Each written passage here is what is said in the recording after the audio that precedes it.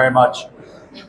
First of all, to the Honourable Minister, to the Chairperson, to the Acting Executive Director of the National Sports Council and the Ministry of Youth and Sport, to the President of the GFF and the CEO, General Secretary of the GFF, thank you very much for your very warm and heartfelt welcome, not just this morning, but also over the previous weeks as we've reached this point. To everybody in the room, to the technical staff of the GFF, to the supporters club, to the media, to everyone else in the room here today, and also the people listening and watching at home across the Gambia and around the world, thank you very much for the warm welcome. It is a huge privilege to be here. I'm going to keep this very short because I know we do have a press conference coming up, but I just wanted to reiterate something that I think almost everybody has said that has been hugely encouraging to me as a coach and as a person, but also hugely motivating, is the collaborative nature of this appointment and coming together. When I first spoke via that digital sort of Teams meeting, it's hard to remember how many people were in the room. There was maybe 10, 12, 15 people involved in those early conversations. And as a coach, when you see something like that, you see togetherness, you see unity, you see a shared vision. And especially in international football, the only way we can succeed is together. I, in my time in the game, have been in many countries with many teams, many federations.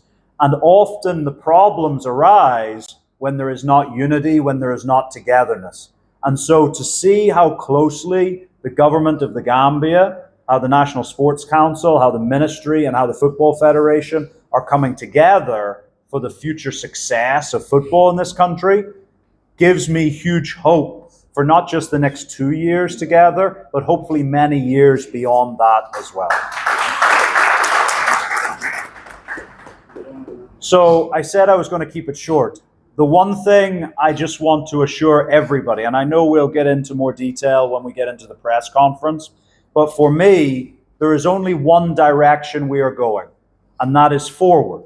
That is not just as a nation, it is as a federation, as a government, as a sports council. It's as a team in terms of our mentality about the game. Forward. We want to go forward. Every step we want to take is forward. Every level that we achieve is forward. And the other thing is that to do that, to move forward, the only way we can do that is to do it together. And so for me and my team of technical staff at the Federation, of the players, that will be our strap line every day we come to work. We are going forward and we are doing it together. And I invite the media, I invite the supporters, I invite the general public of the Gambia, both here in country and the diaspora around the world, to join us on that journey as we move forward together. Thank you very much. Okay, you can put it on. You can introduce yourself and your media house. Good morning. My name is Unveiled. I'm from the Unveiled. First of all, my first question is, what are the goals of Gambian nationals? And can you tell us something about your previous coaching experience and how they are preparing these people? And how do you plan to adapt your coaching philosophy to the Asian football?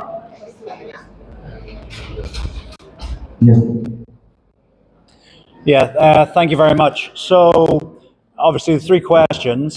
First of all, thank you to everyone for being here. You know, the media attention, I think, is very, very important so that the general supporters, the public, know what we're going to try and do.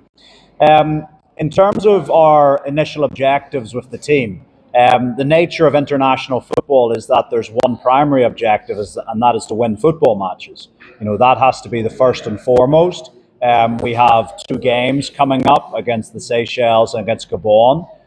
2 very different challenges, 2 very different teams, and we have a very short time. But our aim is to bring the players together. That process has already begun. Over the last week, I've spoken to maybe 40, 45 of our players who've been involved over the last 2 years, 3 years, even some of the young guys who are coming through from the U20s that had success last year. So we're already in communication. They know what my style, what I expect of them is. And also I know what they expect, because a big question for them was, what do you want to see happen with the team? You know, what are your objectives as individuals for the team? And so, yeah, for us, we mentioned in the presentation, we want to move forward, we want to improve, we want to win football matches. There will be stylistically a little bit of a evolution with the team. You know, the team has done very, very well over the last 5 years, you know, historically well. And now, can we improve on it? Can we take the team forward? Can we make us maybe more dominant in games, more, I don't know, creative in games? And yeah, in terms of my background, I think I've worked in many different countries. And I think one of the biggest assets I have is adaptability. You know, it no longer gets asked. The question no longer gets asked of how will you succeed in this country every time I go to a new country. Because before, maybe someone would say, when I went to Asia, oh, you've not worked in Asia before. Will your success in West Africa translate to Asian football? When I went to East Africa, again, the question was, okay, yeah, you've had success in the West and in Asia and in Europe, but do you know East African football? But again, we were successful. So I think my career has been sort of rubber stamped by adaptability, an ability to be flexible so that I can bring my standards and my ideas, but also sort of incorporate myself into the local culture and the local DNA of a country and a club and a federation. So I think my adaptability is one thing that I can always rely on, that I learn very quickly from the people around me. And also, having spent 5 years in Sierra Leone, I think that will play an important role in my adaptation here in the Gambia, because yes, every country is unique. But I also know, speaking to people, that Sierra Leone and the Gambia, whilst there's a few borders between us, there is a lot of similarities between the two cultures, between the two countries, between just how people are in their daily lives. And so I think my experience in Sierra Leone, both in everyday life as well as with the national team, is one that will help me get settled in very quickly here. But yeah, our objective is to win straight away, and also win in the long term and qualify for tournaments and go deep into tournaments. Our ambition is to ask the players who've been there over the last few years to do even more in the coming years, but also to incorporate the young guys. You know, the young guys from the U20s, the young guys, some who weren't even part of that U20 squad last year, who also have huge potential. So, yeah, it's going to be an exciting journey. And yeah, I'm really looking forward to it. I believe the players are really looking forward to it. And I hope the supporters are really looking forward to it. Thank you, Coach. Next question. Okay. Thank you very much. First of all, thank you, Coach. In your deliberation, we've had you said in regards to the development of young players about 2 to 3 times. And the incorporation is very important. And based on your philosophy, are you going to gradually incorporate them into the team, or are you going to see a massive focus in terms of personnel that have been used to playing the team and the new incoming players? Secondly, we've seen a new technical staff, the previous technical staff being right, coming along with any other coaching staff. Who are you maintaining this one?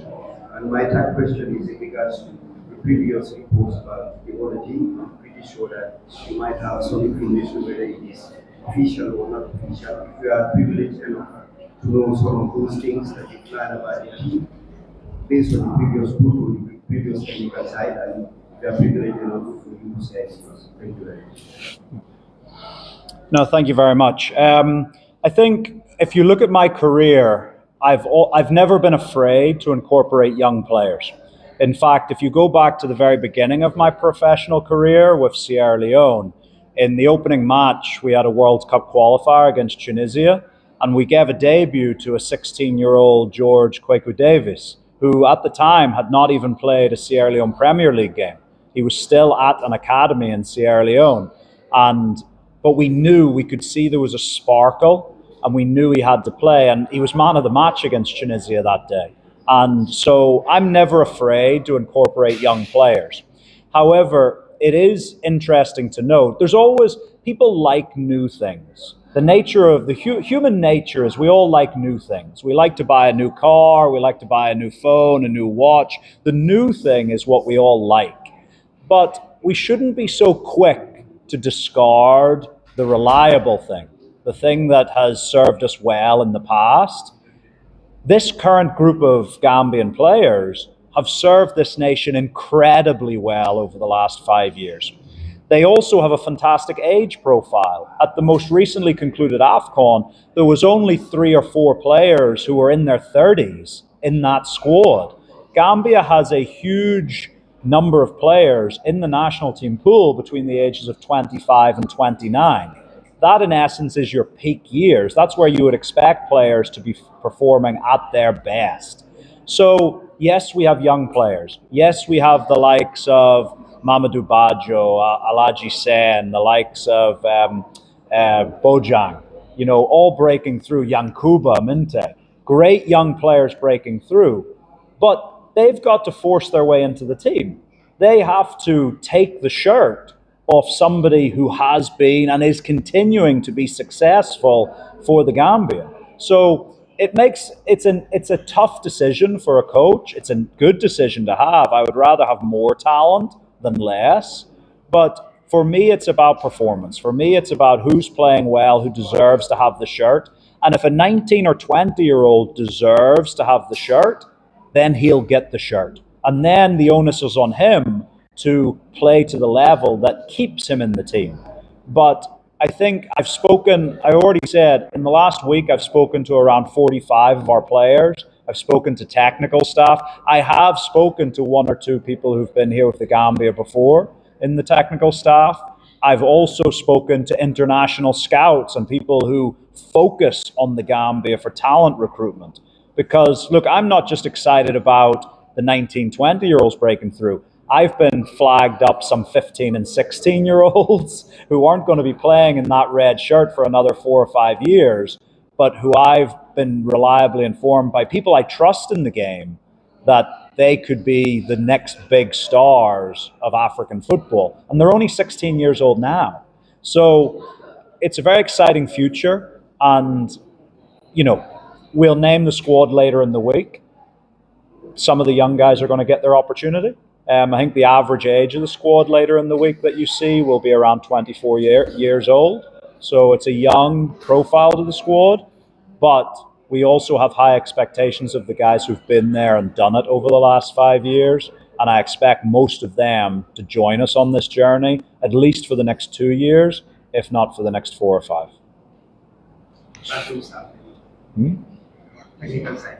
Oh yeah, technical side. It's going to be a bit of a mixture. For me, technical staff, it's always about making sure you've got someone who has the skills and the competence and the confidence to do the job at a world-class standard. If those people are available in country, we always try and go with that. If there is a gap that we feel we need to fill it in with someone from outside the country, then we bring someone in. But there's also an expectation that we maybe tag them with a young Gambian person so they can shadow them and they can be upskilled and trained, so that in 5, 10, 15 years' time, we don't have to have foreign staff, that the staff of the team can be domestic staff. So, but it's about quality. So yes, we will be I think we're bringing 3 guys in who I've worked with in the past, but also I've been really delighted to get to know a number of the local staff, and we'll be meeting more this week. Because again, I say this about the players who've been there and done it. These guys on the technical bench have been a huge part of the success that the Gambia have achieved over the last 5 years. And their experience, their quality, their cultural understanding, which is something I don't have at this moment in time, the cultural understanding of the Gambia, I'm going to rely on that massively, and they're going to be a big part of any success that we achieve in the years to come.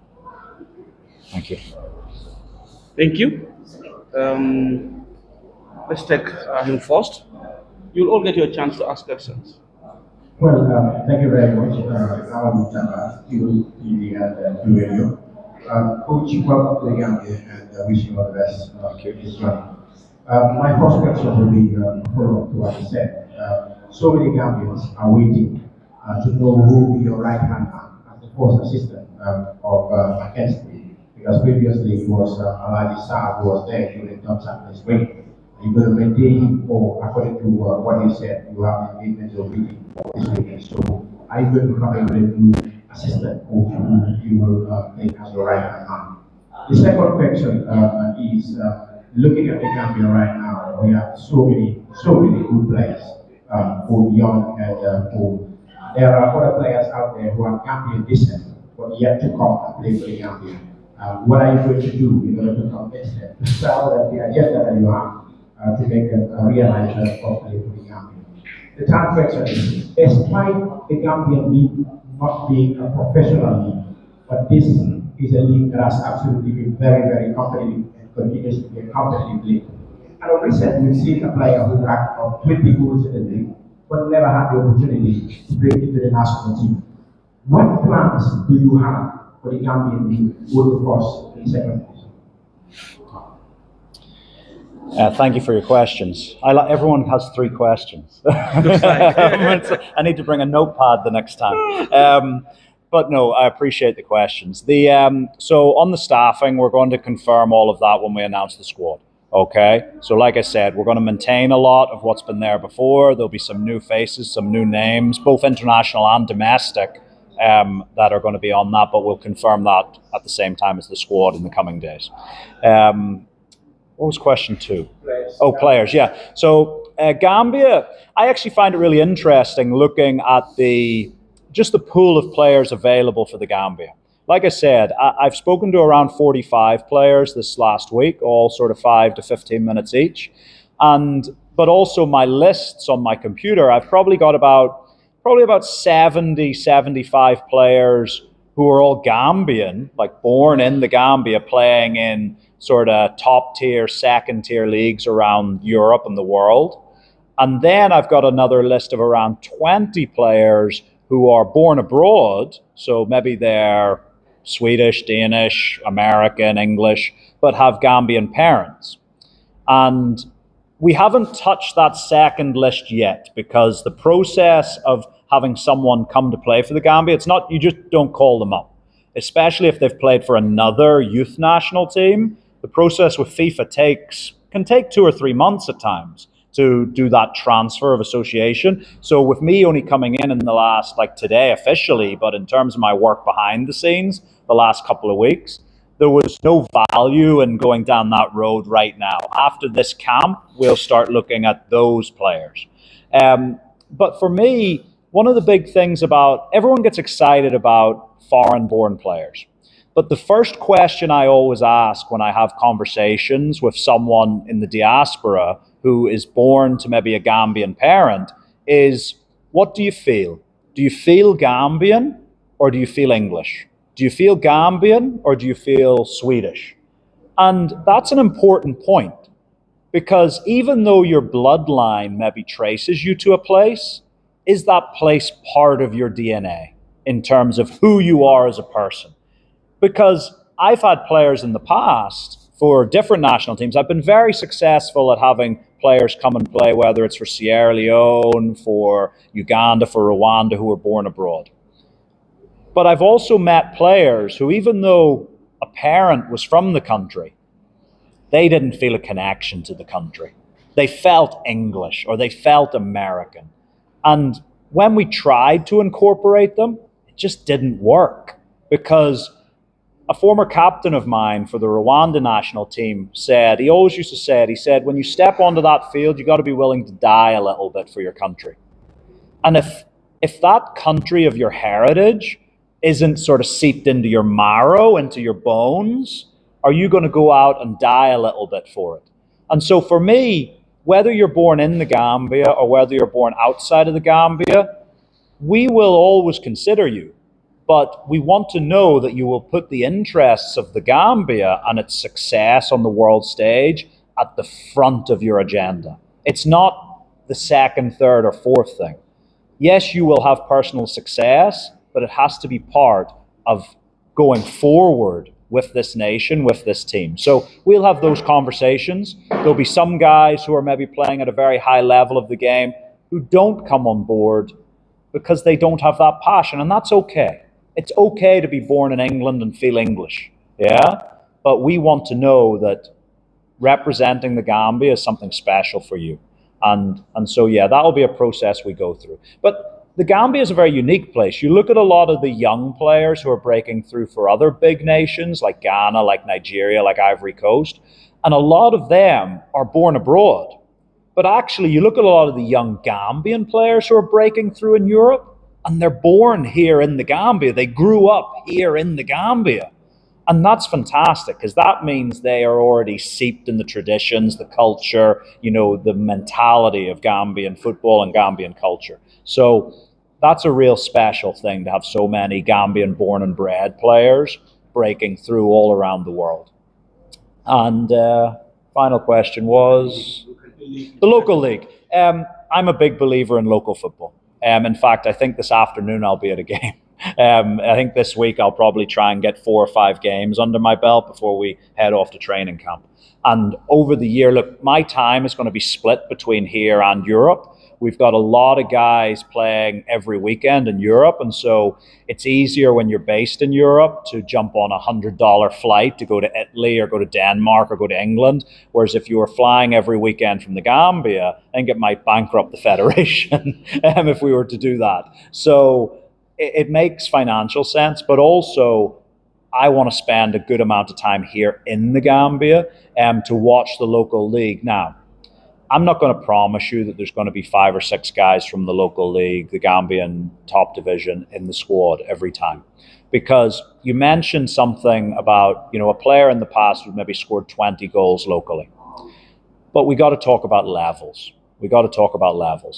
What is better? A striker who is playing and scoring 20 goals in the local league, or a striker who's playing 10 games in the French top division and scoring 3 or 4 goals? Because where do you rate the Gambian league compared to the French Ligue 1? And would that player in the Gambian league, if he transferred to a French top tier team, would he still score the 20 goals? If you brought that player scoring 5 goals, well, let's take an example. I don't like in these maybe calling players, but let's take Adama in France. Adama's made 7 substitute appearances, and he hasn't scored yet. But if he was here still playing in the Gambian National League, he would probably have played 35 games and scored 25 goals. So as a coach, that's the balance we've got to strike, is where are we calling the players from? What I will say is we will always be tracking the local league. I spoke to Alaji, the assistant coach, earlier, and said we want to develop a database where we know the top 2 or 3 players in every position in the league. I spoke with the head of the Coaches Association earlier. Later this week, I'll be meeting with all of the top division and I think second division coaches to explain what we want to do going forward and how they can play a role in making sure I know who all the top talent breaking through is.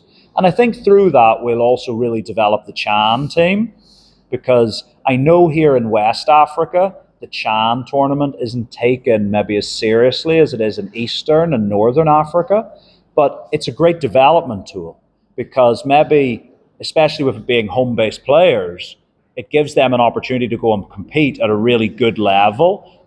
It's the most scouted tournament in the world, Chan, and so those players get that opportunity to be seen. So we'll be keeping a very close eye. We'll be keeping our lists. I'll be discussing with coaches, with my staff, with the coaches of clubs.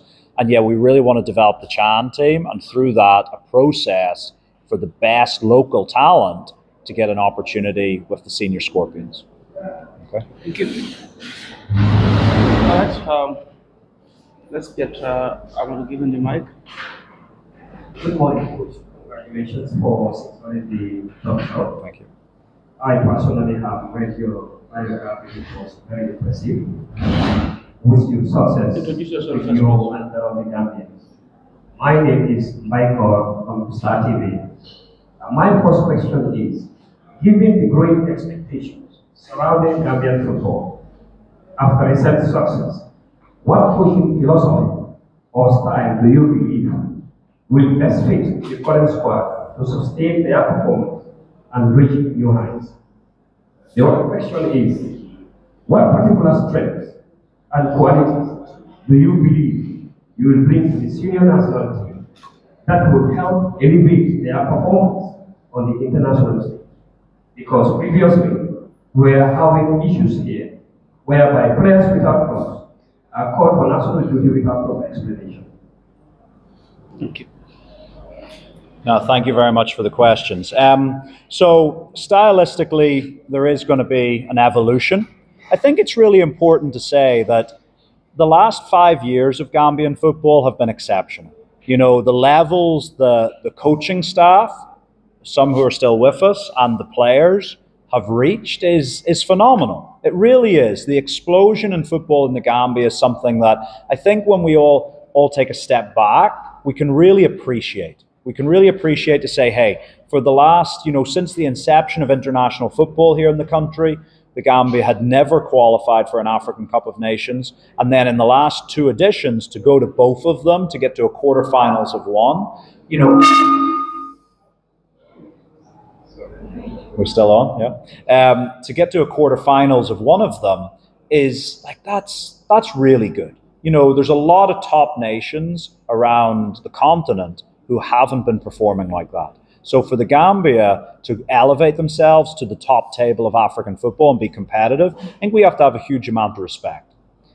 From an outsider looking in, looking at the games, being aware of the players, I think it's fair to say that the last few years have seen a more of a defensive approach from the team. But I also don't think that can be criticized. I think it was probably the absolute right thing to do, because you have to learn to win first. That's the first thing. Players have to learn to win.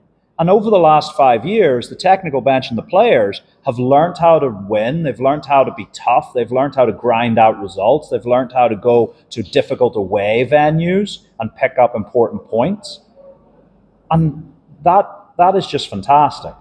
And what it also gives me is this great platform of a group of players who have that resilience, that toughness to know how to be in a position to win football matches right until the last minute.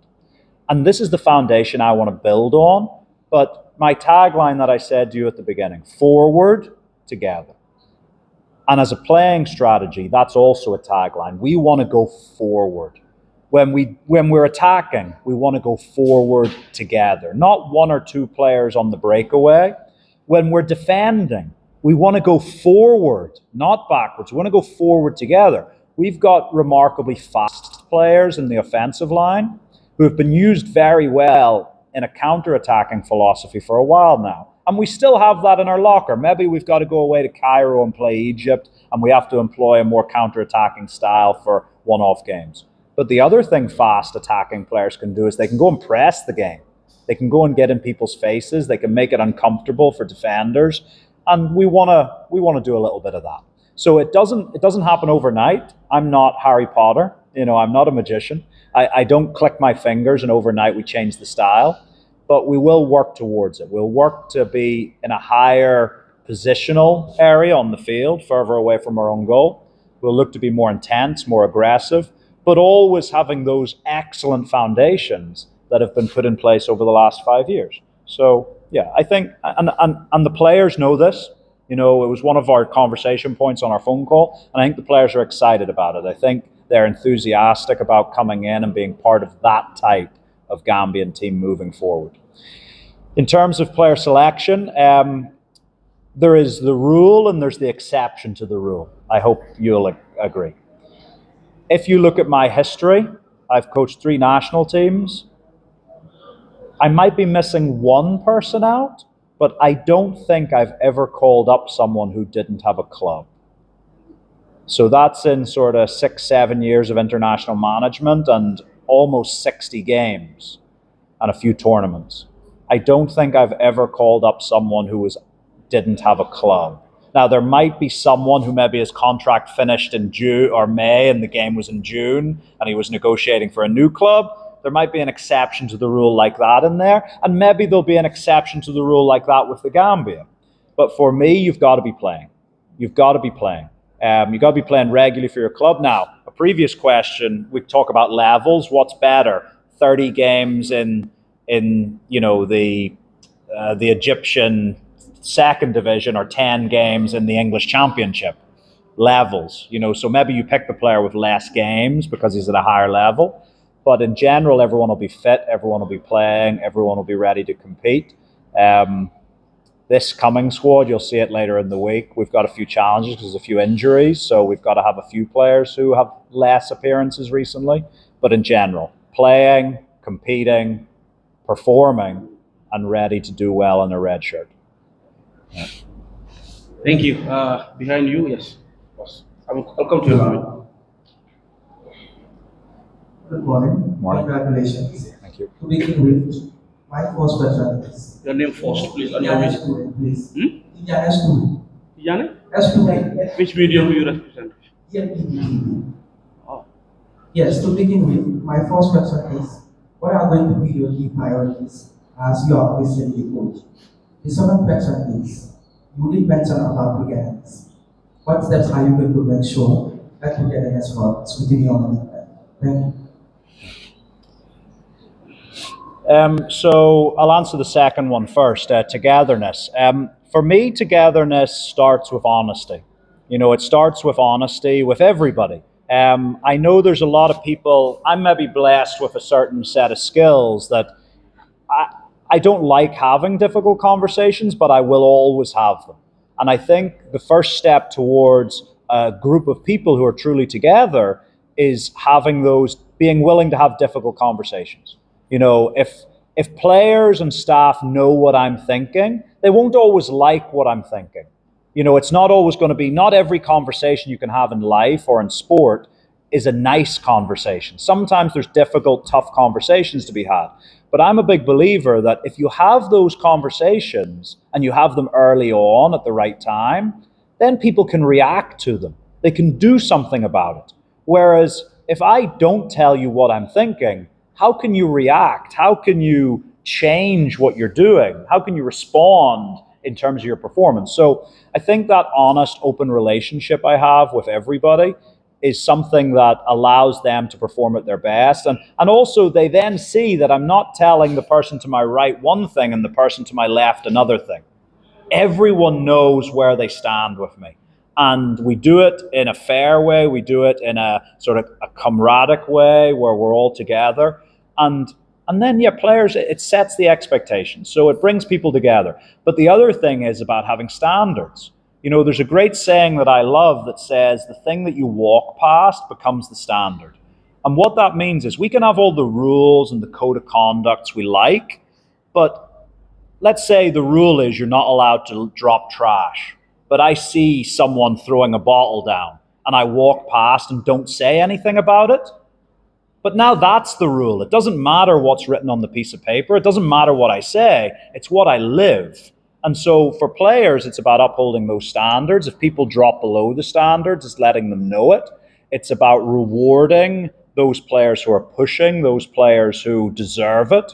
And so that everyone knows, hey, if I'm playing, if I'm working, I'm committed, I'm going to get my chance under this coach.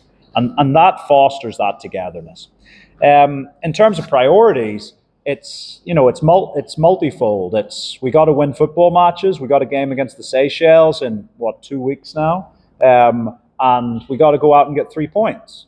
We've then got to travel to Gabon 3 days later and try and pick up points in Franceville. So it's a big start. It's encouraging, the conversations I've had with the players, but it's about winning early. It's about integrating some of the young guys when that's possible, but it's also about making sure the guys who've been around a little bit, who've been to 2 African Cup of Nations, have the hunger and the desire to go to a third one. Thank you. Lamin? Coach, congratulations on Thank your you. appointment as the new head coach. I am Lamin from Adaptability. My question is, in the past windows, the Gambia hasn't played any match. In the conversation, have you had anything regarding to respecting international windows to know your players better when you spoke to authorities before taking the role of the national team. The second question is Abdul Kiboy has applied the role of his job. You are selected as the head coach. I'm going to understand that you have also been in contact with him. Is he going to be part of your background staff? Please. Okay, you're going to find out something about me. I love when questions aren't quite factually accurate. So obviously the last two windows, one of them was in March where there was no friendlies played, but the previous window was the African Cup of Nations where the team very much did play. So it's only one window that they haven't played, not two. But yeah, I think that was probably lost in the mire of appointing a new coach, really. Speaking to the government officials, speaking to the federation officials, there's a commitment there that we will, if there are no competitive games in a window, that we will endeavour to play friendly games. That's their commitment to me. Obviously, there probably isn't too many opportunities over the next 12 months for friendlies, because if you think about it, we've got qualifiers now, and then the African Cup of Nations draw will be coming up soon, and so September, October, November will all be African Cup of Nations qualifiers, and then when you get back into next March, you're back into World Cup qualifiers. So I haven't sort of looked beyond the next 12 months, but there's probably not too many opportunities for international friendlies, but we'll try and get them in when possible. There was the potential we would play one ahead of the Seychelles game, and we had an offer from a West African nation, or a Central African nation, sorry. But I personally turned it down because I felt having 5 days on the field coaching the players as the very first point of contact was more valuable than a friendly match. Because when you play a friendly match, how hard you train, how much you do has to come down because there's a game in the middle of it. And so I really wanted 5 good quality days on the training pitch. But the offer was there from the federation that if we wanted to, we could have played a game before we played the Seychelles. It was just a Central African country. Yeah, that was my personal decision not to play that game because at the very beginning, we need to get on the training field. The guys, I've already spoken about how there's going to be a slight change in philosophy, and we only implement that change in philosophy if we're on the training ground. And so we needed that at the very beginning. Next question. Oh, sorry. Well, I'll refer back to previously. We're going to confirm the staff when we do the squad in the next few days. Okay. Good afternoon, Mr. McKinstry. Thank you so very much for speaking to us. I am Mohamed Bar of 4FM Radio. My first question is congratulations once again for winning the Gohamaya League in the Kenyan League. You've done fantastically well. What motivated you to apply for this vacant job to become the head coach of the Scorpion? That's the first question. Okay. And the second one is that your first task is to take on Seychelles on the 8th of June. And 3 days later, on the 11th, you take on Gabon. What have you put in place ahead of those 2 matches? Because they are very, very crucial for the Scorpions of the Gambia. The Gambia is here to register a single victory in this World Cup qualifier. And the third question is that you have worked under Alex Ferguson over the years in youth development as well as Newcastle United. How has that experience will help you to build a very formidable team that will compete at that higher level on the African continent for the Gambia and the Gambia? Thank you very much. Okay, thank you very much. So in terms of why the Gambia, it was an interesting one. In football, I think it's not surprising that when you're having successful periods, there is offers and interest, from different places. And actually, as we approach the end of this football season with Gor Mahia in Kenya, and it was becoming quite clear that we were going to win and now have won the championship for the 2nd year in a row, there was various inquiries and various opportunities sort of presented to me. And from all over the world, actually, even in accepting to come here to the Gambia, I had written contract offers from a couple of teams in Asia. And there was even another international team who, whilst it hadn't progressed to the level of formal talks, they'd shown an interest. But football is always the thing that defines it for me. I'm not so money motivated. Yes, it's important. You got to feed your family, you got to pay the rent, but for me, it's always about the footballing opportunity. I think had I taken one of the opportunities in Asia, it would have been an easier life. I think it would have been an easier life. But when I looked at the players here in the Gambia, and especially the young players, I thought, yeah, I want to be on a football pitch with those guys. I want to take my character and my philosophy of the game and my personality, and I want to see if that can have a positive influence on some of these players. I always think about life. There's a right time, right place, right person combination. It's like a Venn diagram. All of them come in together. And I just look at who I am as a person and the way my teams play football. And I think, as I believe the federation and the government decided, that I'm exactly the right person for this moment in Gambian football. I really do. I look at the profile of the squad, I look at the characters in there, and I think I'm exactly the right person to take it to the next level. And so that's why I wanted this job. That's why I came here. That's why I turned down other offers to take this opportunity, because I really felt that together we can achieve even more than it's went in the last few years. And sorry, what was the other question now? The question is that at this short period that you are supposed to take yourself, Oh, yeah. the 8th of next month and next 3 days later you take on Gabon. Yeah. What are the plans have you put in place ahead of those games? So the plans, one thing you need to know about me is I quite like giving my coaching staff in general a bit of space and sort of a remit to go and coach. I know sometimes you get head coaches come in and they do everything, and the assistant coaches, really are just there to help clear up. That's not how I work. The way I work is I want all of my coaching staff, the sports science staff, the medical staff, everyone has to be doing their job. Otherwise, what's the point of them being there? And so, I'm a big believer in giving people their own space and their ability to go and do the job, and then I have a high expectations of them doing that job. I will say it might not be quite fully incorporated in the first week, because it's such short time, and obviously everybody, the coaching staff and myself and the players, have got to learn about each other.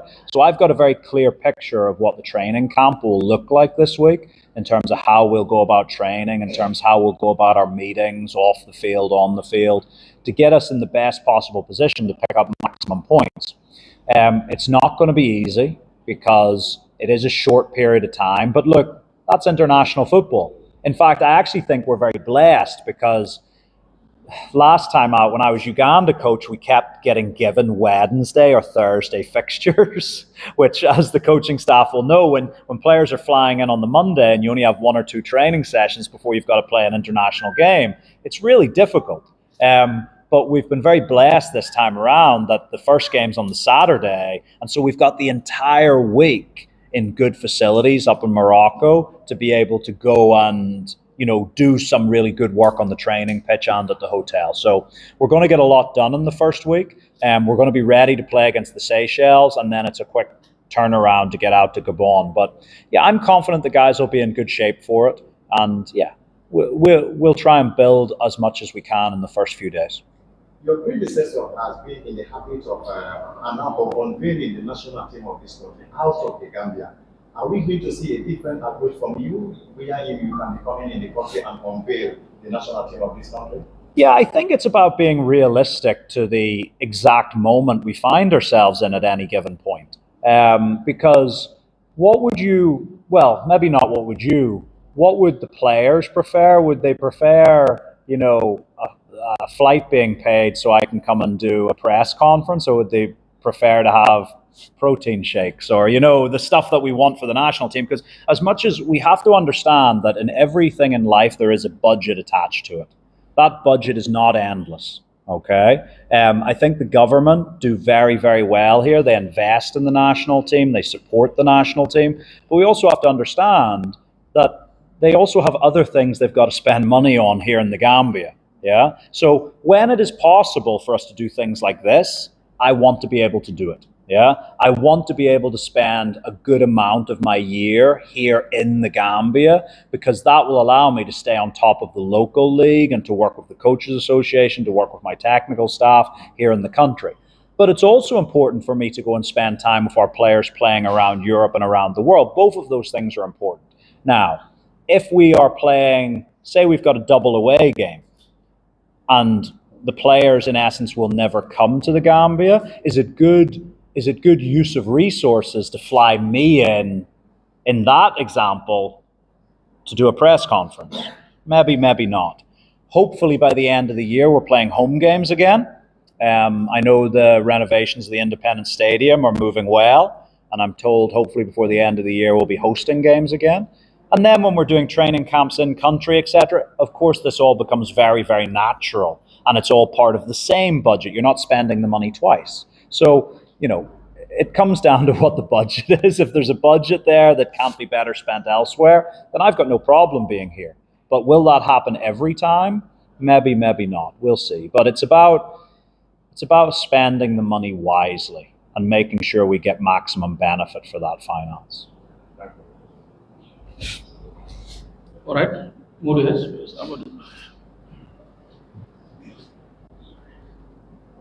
Good afternoon. Congratulations. My name is Modest Jana from the Gambia Area Revenue Services. Welcome to the Gambia. Thank you. Are you ready to sting? Am I ready to sting? Scorpion. Oh, yeah.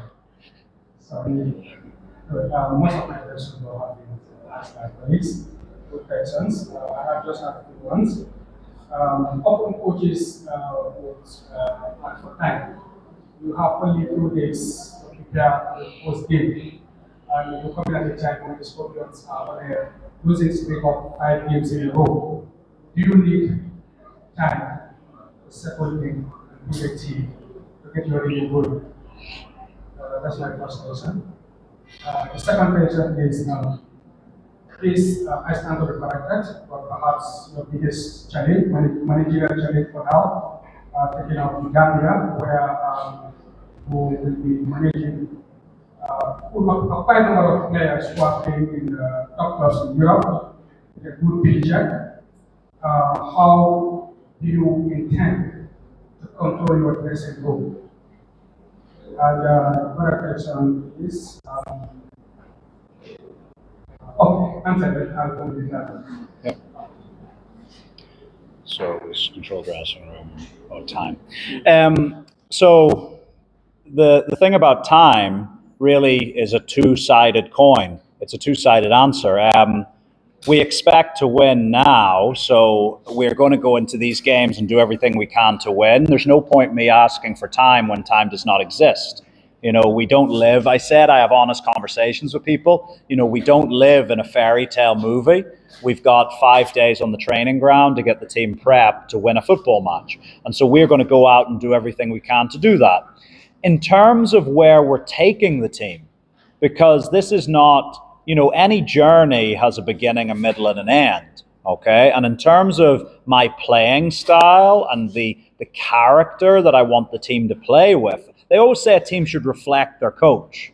And so I hope that in time, you will see my character and my core values and the things I consider important in life represented by how the Scorpions play. Will that happen in 5 days? No.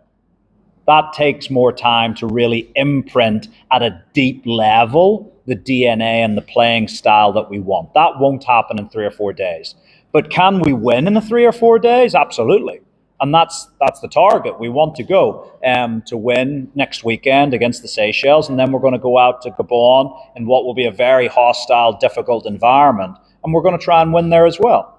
But yeah, how we win in week 1 might be quite different to how we win in week 60, the style of it. So yeah, international football is that. There's no point. We all want more time. In international football, you're not going to get it. You're simply not going to get it.